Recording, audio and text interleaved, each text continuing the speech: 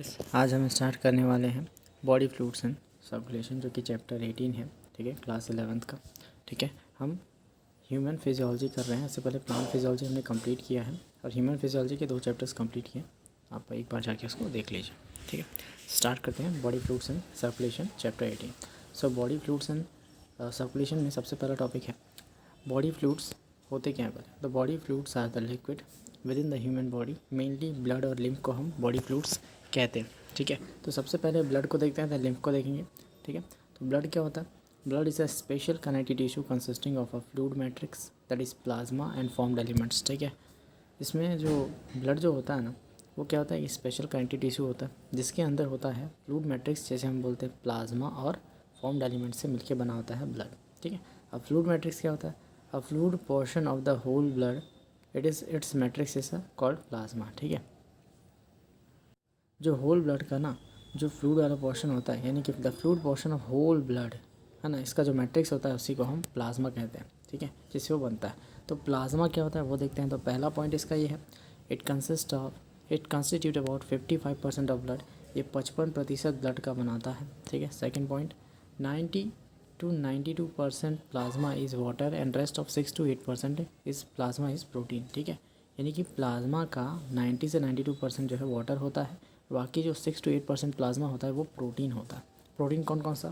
देखो, फाइब्रिनोजन, ग्लोब्युलिन्स और एल्ब्यूमिन, ये मेन प्रोटीन्स होते हैं जो कि प्लाज्मा में पाए जाते हैं। ठीक है, तीसरा पॉइंट, जो फाइब्रिनोजन होता है, ये नीट का क्वेश्चन है। फाइब्रिनोजन इन्वॉल्व इन क्लॉटिंग और कोएगुलेशन ऑफ द ब्लड। ठीक है, फाइब्रिनोजन क्या करता है?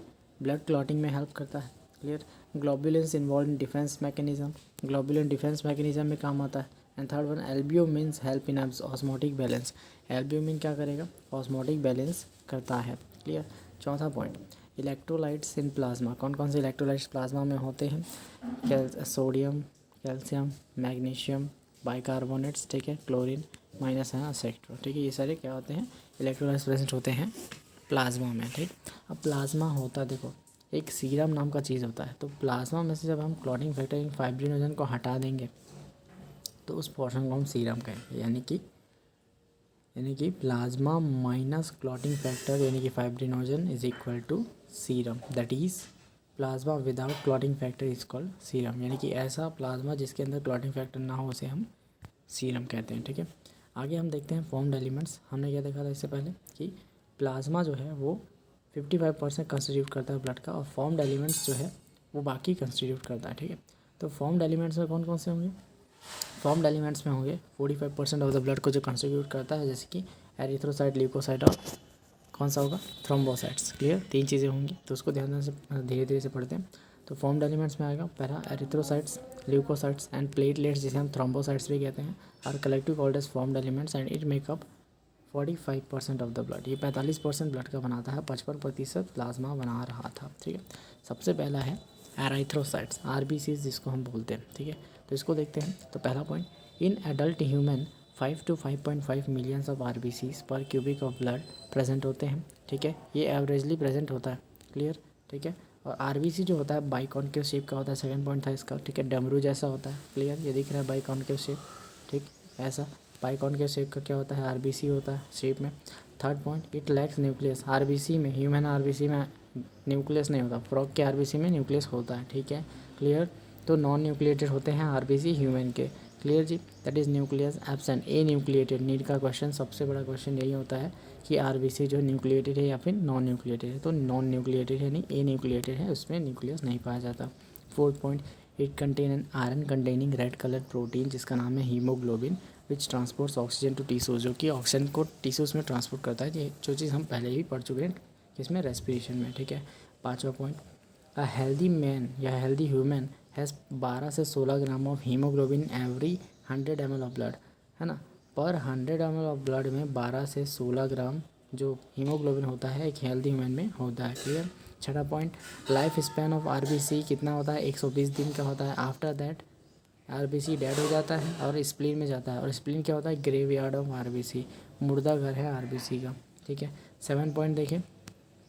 7 पॉइंट कहता है RBC is formed by the pluripotent stem cells in bone marrow, red bone marrow. ठीक है, तो pluripotent stem cell stem cell मतलब एक ऐसा सेल जिससे बहुत सारे दूसरे डिफरेंट टाइप के सेल्स और ऑर्गन्स बनते हैं, ठीक है, उसे स्टेम सेल कहते हैं, है ना। तो प्लूरोपोटेंट स्टेम सेल जो होता है उससे रेड ब्लड सेल्स बनते हैं, किसके अंदर, बोन मैरो के अंदर, वो भी रेड बोन मैरो। दो टाइप का बोन मैरो होता है, एक रेड बोन मैरो होता है, एक येलो बोन मैरो होता है।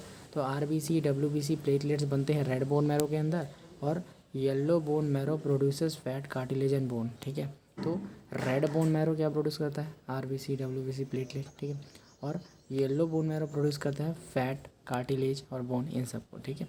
अब सेकंड हम देखते हैं ल्यूकोसाइट्स के बारे में, क्लियर। अब क्वेश्चंस लास्ट में करेंगे, कोई दिक्कत नहीं है।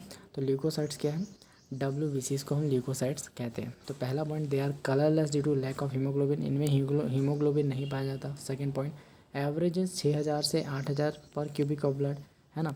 जो आरबीसी था, आरबीसी कितना प्रेजेंट था, 5 to 5.5 मिलियन आरबीसी था पर क्यूबिक ऑफ ब्लड पे। तो यहाँ पे डब्ल्यूबीसी कितना है, सिर्फ 6000 से 8000 पर क्यूबिक ऑफ ब्लड, तो सबसे कम यही पाया जाता है, ठीक है। तो थर्ड पॉइंट क्या है, दे आर न्यूक्लिएटेड, इनमें न्यूक्लियस होता है, क्लियर।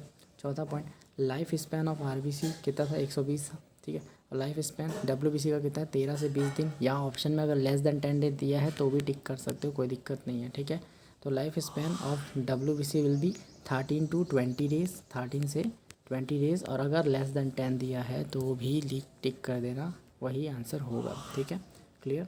चलो अब डिफरेंस देख लेते हैं, किसमें, टू टाइप्स के आपके ल्यूकोसाइट्स होते हैं, ग्रेनुलोसाइट्स होते हैं, ग्रेनुलोसाइट्स होते हैं, यानी कि जिसमें ग्रेन्यूल्स, जिसके अंदर ऐसे छोटे छोटे है ना ग्रेन्यूल्स प्रेजेंट, इसे ग्रेनुलोसाइट बोलेंगे। जिसमें कोरा होगा, कुछ नहीं होगा, उसे ग्रेनुलोसाइट बोलेंगे, जिसमें ग्रेन्यूल्स नहीं होंगे, ठीक है।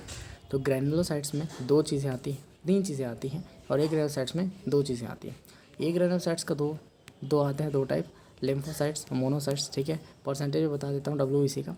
और ग्रेनुलोसाइट्स में न्यूट्रोफिल्स, बेसोफिल्स, एओसिनोफिल्स आता है। तो ध्यान से सुनो, सबसे ज़्यादा न्यूट्रोफिल्स पाया जाता है डब्ल्यूबीसी टाइप, है ना। 5 टाइप के डब्ल्यूबीसी होते हैं, 2 टाइप का मेनली होता है, ग्रेनुलोसाइट और ग्रेनुलोसाइट। इसमें 3 आता है, इसमें 2 आता है, तो टोटल हो गया 5, clear.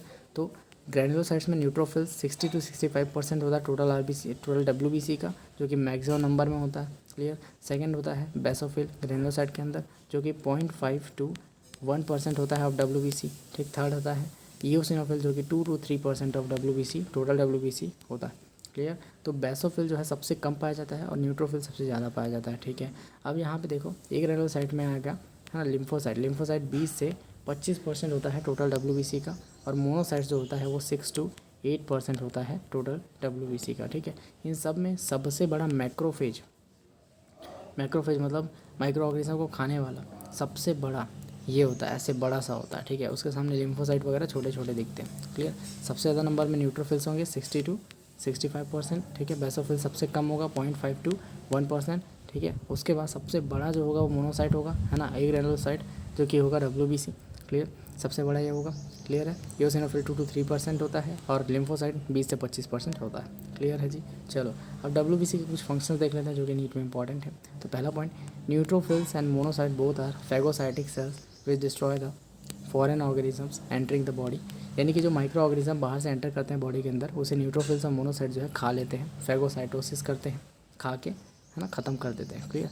Second point, basophils secret histamine, serotonin, heparin etcetera that involve in inflammatory reaction. बहुत इंपॉर्टेंट पॉइंट है, यहाँ से क्वेश्चन आता है कि बेसोफिल्स जो 0.5 से 1% प्रेजेंट है ना, तो वो क्या करते हैं, रिलीज़ करते हैं, सीक्रेट करते हैं हिस्टामिन, सेरोटोनिन और हिपैरिन को, जो कि इन्फ्लेमेटरी रिएक्शंस के लिए इन्वॉल्व होता है। Third one, eosinophils resist infection है involve in allergic reaction. Allergic reaction में ईओसिनोफिल्स इन्वॉल्व होते हैं। एक चीज़ याद रखना, IgE एंटीबॉडी बनता है ना, तो ई फॉर ई एंटीबॉडी, और ईओसिनोफिल्स जो है एलर्जिक रिएक्शन में इन्वॉल्व होता है, ठीक है। एलर्जी के टाइम में ही IgE एंटीबॉडी बनता है, क्लियर। तो उससे आप कनेक्ट कर सकते हो कि eosinophil resist infection involve in allergic reaction. Fourth point है ना, वो क्या है, लिम्फोसाइट्स। यहाँ पे 2 टाइप के लिम्फोसाइट्स होते हैं, B और T लिम्फोसाइट्स होते हैं, that are responsible for the immune response of the body. 8वां चैप्टर 12th का पढ़ाया, वहाँ पे हमने इसको अच्छे से डिस्कस किया, वहाँ जाके देखो, ठीक है। अब नोट देखो, यहाँ पे कुछ नोट लिखा हुआ है, ठीक है। नोट में क्या है, both RBC and WBC formed from pluripotent stem cell in red bone marrow, ठीक है। तो आरबीसी और डब्ल्यूबीसी दोनों के दोनों प्लूरोपोटेंट स्टेम सेल से बनते हैं रेड बोन मैरो के अंदर, और yellow bone marrow fat cartilage और बोन को बनाता है, क्लियर जी। थर्ड पॉइंट, अब लास्ट टॉपिक है इसका, है ना, प्लेटलेट्स, जिसको बोलते हैं थ्रोम्बोसाइट्स। तो इसके कुछ पॉइंट्स देखते हैं। तो पहला point, produce from the megakaryocytes. Megakaryocytes, तो अगर आपको पूछे नीट में, ठीक है, तो आरबीसी, डब्ल्यूबीसी किससे बनता था? प्लूरोपोटेंट स्टेम सेल से।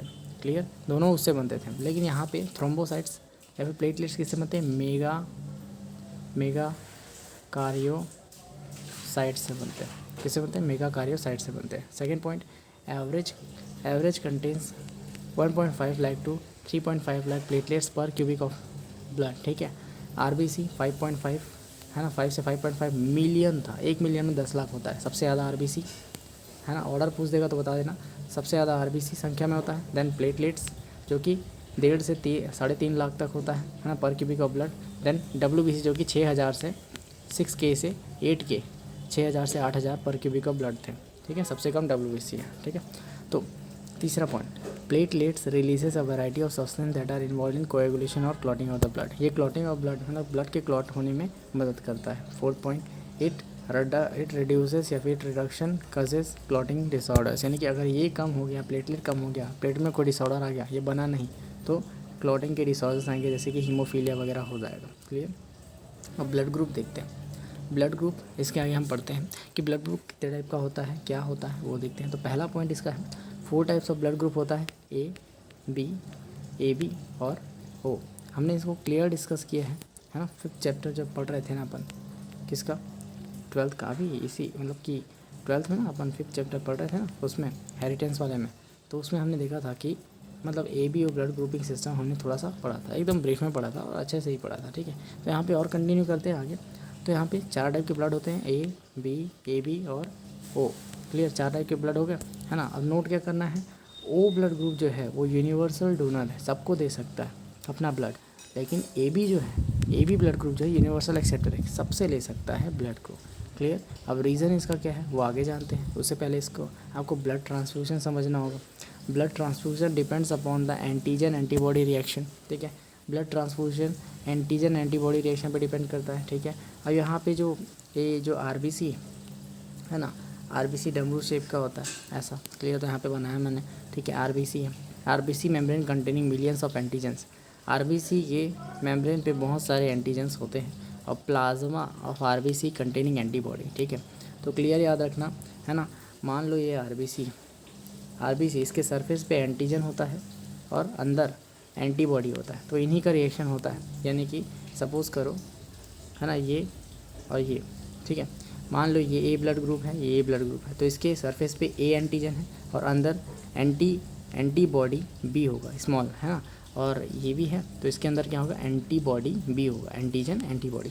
तो antigen always react with the antibody. A वाला रिएक्ट करेगा एंटीबॉडी बी के साथ, है ना, ए वाला रिएक्ट करेगा एंटीबॉडी बी के साथ। सेम नहीं होना चाहिए, है ना, दोनों अलग अलग होने चाहिए तभी रिएक्शन करेगा। ठीक है, और ये क्या होगा, फिर ब्लड ट्रांसफ्यूज हो सकता है। क्लियर है जी। तो बताता हूँ कैसे होता है, तो ये समझ आ गया आपको। ठीक है, अब एग्जांपल देखो, एक पर्सन है ए जिसने ब्लड ग्रुप डोनेट किया पर्सन टू द ए। ठीक है, दोनों का ए है ना, सरफेस पे एंटीजन है, अंदर एंटीबॉडी बी है। क्लियर, तो है ना, एंटीजन एंटीबॉडी रिएक्शन क्या होता है, दोनों अलग अलग होने चाहिए। ए है तो एंटीबॉडी बी होना चाहिए, एंटीजन ए है तो एंटीबॉडी बी होना चाहिए। इस टाइप से रिएक्शन होता है, तभी ये सक्सेसफुली डोनेट कर पाएगा, तभी ब्लड को एक्सेप्ट कर पाएगा। यानी कि एंटीजन सेम एंटीबॉडी से रिएक्ट नहीं करेगा, याद रखना है। ठीक है, एंटीजन जब अपने अपोजिट वाले एंटीबॉडी से रिएक्ट करता है तभी ट्रांसफ्यूजन हो पाता है, या ब्लड का डोनेशन हो पाता है, या फिर ब्लड को ट्रांसफ्यूज कर पाते हैं दूसरे की बॉडी में। तो ये सक्सेसफुल एंटीजन एंटीबॉडी रिएक्शन है। ठीक है, अब बता देते हैं कि कौन कौन कैसे कैसे रिएक्शन करेगा। तो ब्लड ग्रुप ए है तो उसका एंटीजन ए होगा, ठीक है, सरफेस पे, और एंटीबॉडी जो अंदर है प्लाज्मा में जो एंटीबॉडी होगा वो एंटीबॉडी बी होगा। ठीक है, डोनर कौन कौन डोनेट कर पाएगा, ओ ए और ओ ब्लड ग्रुप। ठीक है, इसको मैं लास्ट में बताऊंगा ताकि समझ आए आपको। बी में क्या होगा, एंटीजन बी होगा, एंटीबॉडी ए होगा। ठीक है, ए बी में क्या होगा, ए बी एंटीजन होगा सरफेस पे, लेकिन एंटीबॉडी नील होगा, कुछ नहीं होगा अंदर। ठीक है, तो मान लो ये ए बी वाला है, एंटीजन हो गया, अंदर कुछ भी नहीं होगा, ज़ीरो होगा, कुछ भी नहीं, नील, है ना, कुछ नहीं होगा। ठीक है, और ओ वाला क्या है, इसमें एंटीजन नहीं होगा, ओ ब्लड ग्रुप है तो कुछ भी नहीं एंटीजन पे, अंदर एंटीबॉडी ए बी होगा, दोनों ए बी होगा। क्लियर, समझ आया आपको। ठीक है, तो जो डोनर होता है ना उसका तो एंटीजन बस रिएक्शन करेगा ना, ठीक है, एंटीजन रिएक्शन करता है उसके एंटीबॉडी से, है ना, रेसिपिएंट के। तो डोनर में कुछ नहीं है, ओ वाले में कुछ भी नहीं है, तो कुछ रिएक्शन ही नहीं कर पाएगा इसके साथ, यानी कि ना साइड इफ़ेक्ट होगा ना रिवर्स रिएक्शन होगा, ठीक है, जाके बस मिल जाएगा। इसलिए ओ वाला डोनेट कर सकता है किसी को, ठीक है। और ए बी वाले में एंटीजन है, और बाहर से मान लो मैंने ए वाले ब्लड ग्रुप को डोनेट करने बोला और अंदर इसके एंटीबॉडी ज़ीरो है, कुछ भी नहीं है, तो एंटीजन रिएक्ट्स विद एंटीबॉडी, है ना। जब यहाँ पे कोई है ही नहीं तो रिएक्शन किसके साथ करेगा, बस आगे चुपचाप ट्रांसफ्यूज हो जाएगा और ब्लड ट्रांसफ्यूजन सक्सेसफुली हो जाएगा। तो इसलिए ए बी जो है यूनिवर्सल एक्सेप्टर है। तो अब देखो ए वाले को डोनेट करता है ए वाला और ओ वाला क्यों यूनिवर्सल डोनर है, सबको डोनेट कर सकता है, क्योंकि उसका रिएक्शन होगा ही नहीं। क्यों? क्योंकि उसमें है ही नहीं कुछ, तो ऐसा रिएक्शन करेगा ही नहीं, है ना, रिवर्स रिएक्शन करेगा ही नहीं। नॉर्मल एंटीजन एंटीबॉडी रिएक्शन होता है, इंट्रैक्शन होता है, लेकिन यहाँ पे इंट्रैक्शन ही नहीं है, इसलिए कोई दिक्कत नहीं होगी, आराम से डोनेट कर देगा, ठीक है। बी वाले को बी वाला और ओ वाला दे सकता है, ठीक है। ए बी वाले को सभी देंगे, ए बी और ओ, क्योंकि एंटीबॉडी नहीं होती अंदर, है ना, तो एंटीजन रिएक्शन नहीं कर पाएगा किसी के साथ, क्योंकि है ही नहीं कुछ, ठीक है, तो दिक्कत नहीं होगी, ठीक। तो लास्ट वाला ओ, जिसके एंटीजन में कुछ नहीं है, तो सबको डोनेट कर पाएगा, क्योंकि antigen always react with the antibody, ठीक है, तब रिएक्शन होता है। क्लियर जी, है ना। सेम एंटीजन एंटीबॉडी नहीं होना चाहिए, डिफरेंस होना चाहिए, और यहाँ पे कुछ भी नहीं है तो कोई दिक्कत नहीं है, ठीक है। और एंटीबॉडी में क्या होगा, एंटीबॉडी ए एंटीबॉडी बी, अंदर ए बी दोनों है, क्लियर। तो भाई ये क्या ले नहीं सकता, सिर्फ ओ वाले से ले सकता है, क्लियर, सिर्फ ओ वाले से लेगा, किसी और से नहीं ले पाएगा ब्लड को, ठीक। एग्जाम्पल, अगर बी वाला जब ए वाले को देने जाए तब क्या होगा, ठीक है। तो मान लो बी वाला देगा ए वाले को, तो बी वाले के अंदर एंटीजन तो ए बी है और एंटीबॉडी ए है, इसमें ए वाले में एंटीजन ए है और एंटीबॉडी एंटी बी है, ठीक है। तो B antigen reacts with the antibody B, then ये ट्रांसफ्यूजन नहीं होगा, क्लॉटिंग हो जाएगा। क्या होगा, क्लॉटिंग हो जाएगा। सेम है, B reacts with the antibody B, that is no transfusion possible, क्योंकि सेम वाले में क्लॉटिंग हो जाएगी और पेशेंट मर जाएगा। क्लियर। एक और देख लेते हैं सेकंड, यानी कि ओ वाला जब देगा ए वाले को, ओ में कोई एंटीजन नहीं है, एंटीबॉडी ए और एंटीबॉडी बी दोनों है अंदर, ठीक है। तो एंटीजन और ए वाले में क्या है, एंटीजन ए है, एंटीबॉडी बी है, ठीक है। एंटीजन ही नहीं है तो ये एंटीबॉडी बी के साथ रिएक्शन करेगा, रिएक्शन पॉसिबल, सो ट्रांसफ्यूजन यहाँ पे हो जाएगा। क्लियर, क्योंकि यहाँ कोई एंटीजन नहीं है तो एंटीबॉडी बी के साथ रिएक्शन करता, सो क्लॉटिंग नहीं होगी, ट्रांसफ्यूजन पॉसिबल, ठीक। अब आगे हम देखते हैं अब आगे हम जल्दी से ना रिसर्च ग्रुपिंग देख लेते हैं, RH फैक्टर देख लेते हैं। तो रिसर्च ग्रुपिंग क्या होता है, RH ग्रुपिंग क्या होता है, it is a type of antigen that is RH antigen if present then called RH positive. अगर ये प्रेजेंट होता है एंटीजन, है ना, RBC के सरफेस पे, तो इसे RH पॉजिटिव कहते हैं, और अगर प्रेजेंट नहीं होता तो नेगेटिव ब्लड ग्रुप बोलते हैं। क्लियर, ठीक है जी। तो note, if RH positive male marriage RH negative female, यानी कि पॉजिटिव वाला मेल जब नेगेटिव ब्लड ग्रुप की फीमेल के साथ मेट करता है या शादी होती है तब क्या होता है, ठीक है। अगर चाइल्ड है पॉजिटिव ब्लड ग्रुप, ठीक है, चाइल्ड में पॉजिटिव ब्लड ग्रुप आता है और मदर तो नेगेटिव ब्लड ग्रुप है, तब उस कंडीशन में क्या होता है, RH negative mother and RH positive fetus यानी कि child is a special case of incompatibility, ठीक है। In such cases mother starts preparing antibodies against the RH antigen, ठीक है, इन हर ब्लड। यानी कि देखो फॉरेन पार्टिकल जब हमारे बॉडी में आता है तो हम उसके खिलाफ एंटीबॉडीज़ बनाते हैं, ठीक वैसे ही मदर के अंदर जब कोई बच्चा है RH पॉजिटिव वाला या RH नेगेटिव, तो ये इसको अपना दुश्मन बस समझ के एंटीबॉडीज़ बनाएंगे, ठीक है, उसको मारना चाहेंगे। यही केस यहाँ पे हो रहा है। RH antibodies of mother can leak into the blood of the foetus RH positive and destroy the foetal RBC। Clear.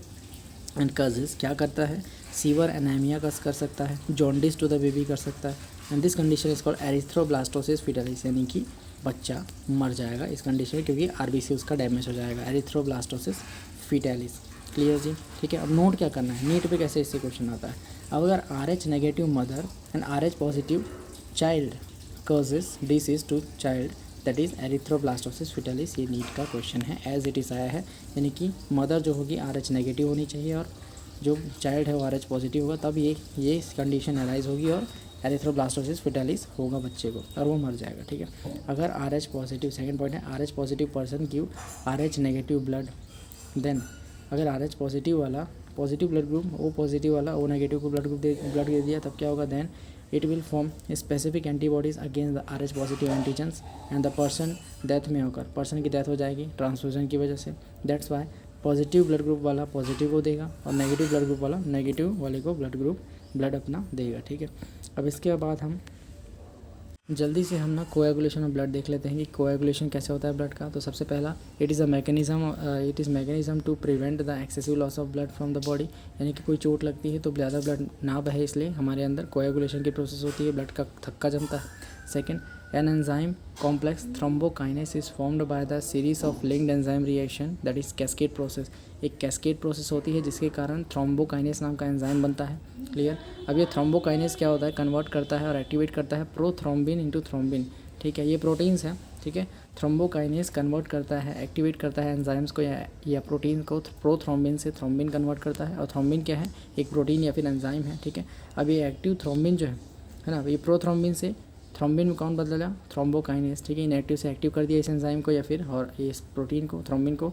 Now thrombin act as enzyme, अब थ्रोम्बिन एंजाइम की तरह एक्ट करेगा और कन्वर्ट करेगा इनएक्टिव फाइब्रिनोजन टू फाइब्रिन, ठीक है। अब ये जो इनएक्टिव फाइब्रिनोजन होता है, अब फाइब्रिनोजन क्या है, प्लाज्मा में जो क्लॉटिंग फैक्टर था फाइब्रिनोजन वो है, वो इनएक्टिव फॉर्म में था, ठीक है। तो इसको एक्टिव करेगा थ्रोम्बिन जो कि एंजाइम है जो कि एक्टिवेट हुआ है प्रोथ्रोम्बिन टू थ्रोम्बिन में बाय थ्रोम्बोकाइनेस, कैस्केड प्रोटीन की वजह, कैस्केड प्रोसेस की वजह से बना था, ठीक है। तो थ्रोम्बिन क्या करेगा, फाइब्रिनोजन इनएक्टिव को एक्टिव करेगा फाइब्रिन में, ठीक है। नाउ ये जो फाइब्रिन है बनाएगा, forms a network of threads, reddish brown clot और coagulum at the site of injury और ट्रॉमा। मान लो हमको घाव हुआ है, यहाँ पे लगी है कहीं पे, तो वहाँ पे एक मैश के जैसा, एक जाली के जैसा स्ट्रक्चर बनाएगा फाइब्रिन, जिसे फाइब्रिन मैश कहते हैं, फाइब्रिन मैश कहते हैं, है ना। इसी को हम क्लॉट कहते हैं, कोएगुलम कहते हैं उस इंजरी की साइड पे। क्लियर। और इसी प्रोसेस को हम कोएगुलेशन की प्रोसेस कहते हैं, ठीक है। तो नोट क्या करना है, सबसे बड़ा point, calcium 2+ ions play very important role in the clotting, ठीक है। ये चीज़ नीट में आई थी तो ये इंपॉर्टेंट है। और एरिथ्रोब्लास्टोसिस फिटालिस वाला तो कांड तो बता ही चुका हूँ, इससे बहुत सारे क्वेश्चन आते हैं। तो इसको हम क्या करेंगे, नेक्स्ट पार्ट में करेंगे। लिम्फ टिश्यू को हम क्या करेंगे, लिम्फ टिश्यू फ्लूइड को ना अपन नेक्स्ट पार्ट में करते हैं, क्योंकि ये जो वीडियो है लंबा हो जाएगा, ठीक है। चलो।